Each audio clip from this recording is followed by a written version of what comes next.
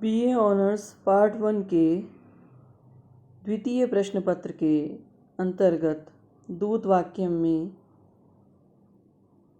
आज हम उसका सामान्य परिचय देखेंगे।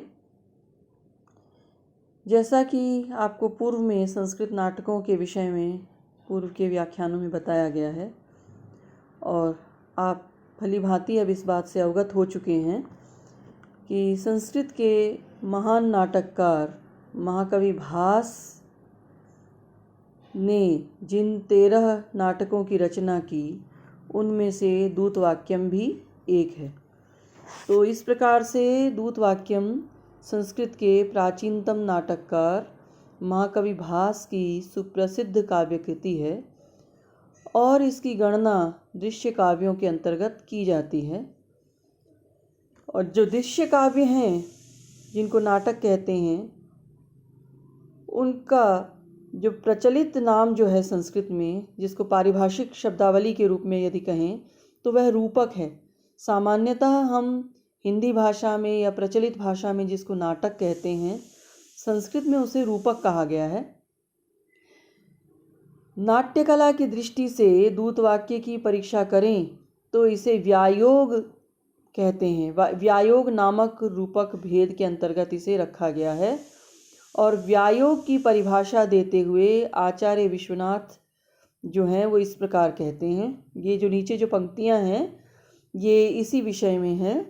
ख्याते तिवृत्तो व्यायोगः स्वल्प स्त्रीजन संयुतः हीनो गर्भ विमर्शाभ्याम नरैर्बहुभिराश्रितः एकांकश्च भवेद् अस्त्री निमित्त स्मरोदयः कैशिकी वृत्तिरहितः प्रख्यातस्तत्र नायकः राजर्षिरथ दिव्यो वा भवेत् धीरोद्धतश्च सः हास्य श्रृंगार शांतेभ्यः इतरेयत्रांगिनो रसाः। तो साहित्य दर्पण में ये जो परिभाषा दी है व्यायोग के विषय में, और दूत वाक्यम रूपक जिसको कि हम नाटक कहते हैं उसको संस्कृत में रूपक कहते हैं। इस बात को आप अच्छे से ध्यान में बिठा लीजिए दिमाग में कि पारिभाषिक शब्दावली रूपक है नाटक के लिए। तो संस्कृत में नाटक नहीं कहा जाता, नाटक रूपकों का एक भेद है। रूपक कहा जाता है क्योंकि रूप का आरोप किया जाता है। जैसे राम है, रावण है, इनके रूपों का आरोप जब अभिनेता करता है इसलिए इन्हें रूपक कहा जाता है। और रूपक के भेद का एक भेद नाटक है और यहाँ पर जो दूत वाक्यम है ये उसका भेद है, व्यायोग नामक जो भेद है उसके अंतर्गत रखा गया है।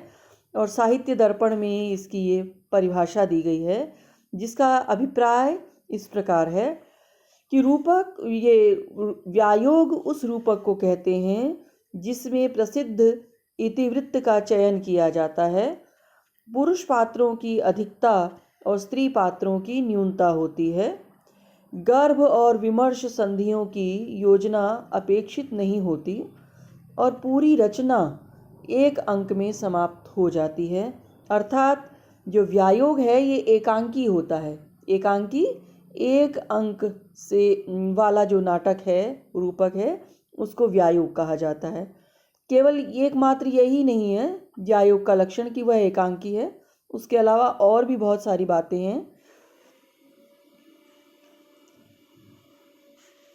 तो एक अंक में समाप्त होता है। इसमें ऐसे युद्ध का वर्णन होता है जिसमें स्त्री निमित्त न हो। इसमें कैशिकी वृत्ति का अभाव होता है। इसमें नायक धीरोद्धत प्रकृति का कोई प्रख्यात व्यक्ति होता है या फिर कोई राजर्षि अथवा देव पुरुष। इसमें श्रृंगार, हास्य और शांत रसों के अतिरिक्त अन्य कोई रस मुख्य होता है। दूत वाक्य में व्यायोग के मुख्य लक्षण घटित होते हुए देखे जा सकते हैं।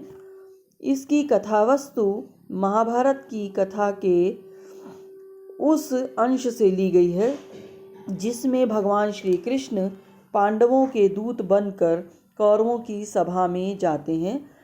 इस रूपक में स्त्री पात्रों का सर्वथा अभाव है। तो ये जो दूत वाक्य है, इसमें स्त्री पात्रों का सर्वथा अभाव है। इसमें राज्य के विभाजन को लेकर युद्ध की चर्चा है। कौरवों में से धीरोद्धत प्रकृति का दुर्योधन दूत वाक्य का नायक है। इसमें श्रृंगार और शांत रसों की नहीं अपितु वीर रस की प्रधानता है। इस रूपक में केवल एक अंक है। संस्कृत रूपक के मुख्य रूप से 3 तत्व होते हैं, कथावस्तु, नेता और रस। प्राचीन काल से ही संस्कृत नाटक मंच पर खेले जाते रहे हैं, इसलिए इनके मूल्यांकन में अभिनय की दृष्टि से मंचन योग्यता को भी पर्याप्त महत्व दिया जाता रहा है। अब कतिपय इसकी कथावस्तु पर हम विचार कर लें तो इसकी जो कथावस्तु है वो इस प्रकार है। कथावस्तु जो है वो रूपक का मुख्य तत्व होती है। यह प्रख्यात, उत्पाद्य या मिश्र किसी भी प्रकार की हो सकती है।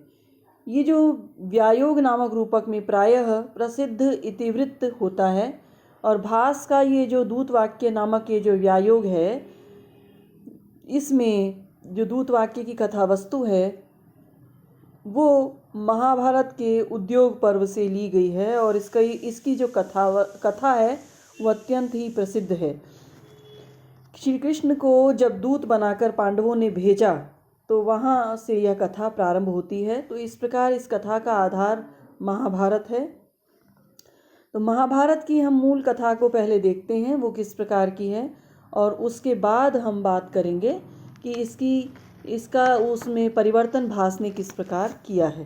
तो आज के व्याख्यान में हम केवल महाभारत की मूल कथा को लेंगे और अगले व्याख्यान में हम इसके जो दूत वाक्यम की जो कथा है उस पर चर्चा करेंगे।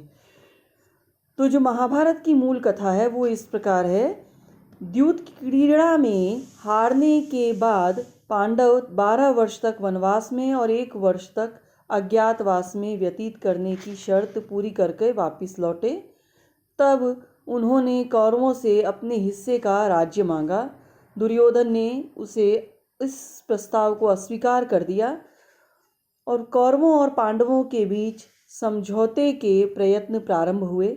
जब यह कार्य सरलता से संपन्न नहीं हो पाया तब युधिष्ठिर ने विनाशकारी युद्ध के स्थान पर कौरवों के साथ संधि करवाने के उद्देश्य से श्री कृष्ण से उनका दूत बनने का निवेदन किया।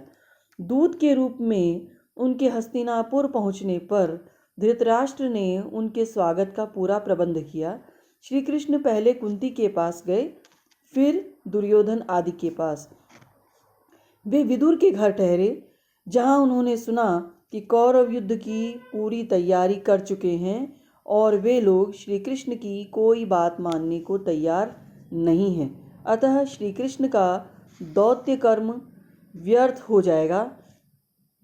किंतु फिर भी वे दूसरे दिन विदुर के साथ राजसभा में उपस्थित हुए। जब सभासद यथास्थान बैठ गए तब उन्होंने धृतराष्ट्र को बताया कि वे पांडवों की ओर से कौरवों से शांति वार्ता करने को आए हैं। श्री कृष्ण ने दुर्योधन के आगे पांडवों का दाय भाग देने का प्रस्ताव रखा।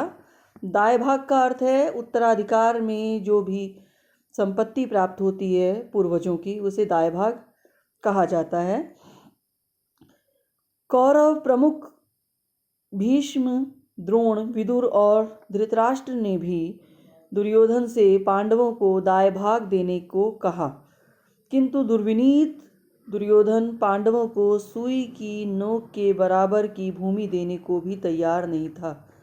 संधि का प्रस्ताव ठुकराकर उसने निर्णय को युद्ध पर ही छोड़ देने की बात की। वह क्रुद्ध होकर गांधारी की बात अनसुनी करके अपने भाइयों के साथ राजसभा से चला गया। किसी प्रकार विदुर की प्रार्थना पर वह पुनः राजसभा में आया। पुनः उसने शकुनी, कर्ण, दुशासन आदि से कृष्ण को बंदी बनाने को कहा और किसी प्रकार धृतराष्ट्र ने उसे इस निंदनीय कर्म से रोका। और तब श्री कृष्ण ने अपना विराट रूप दर्शाया, जिसे श्री कृष्ण की कृपा से अंधे धृतराष्ट्र, द्रोण, भीष्म, विदुर और संजय ने देखा।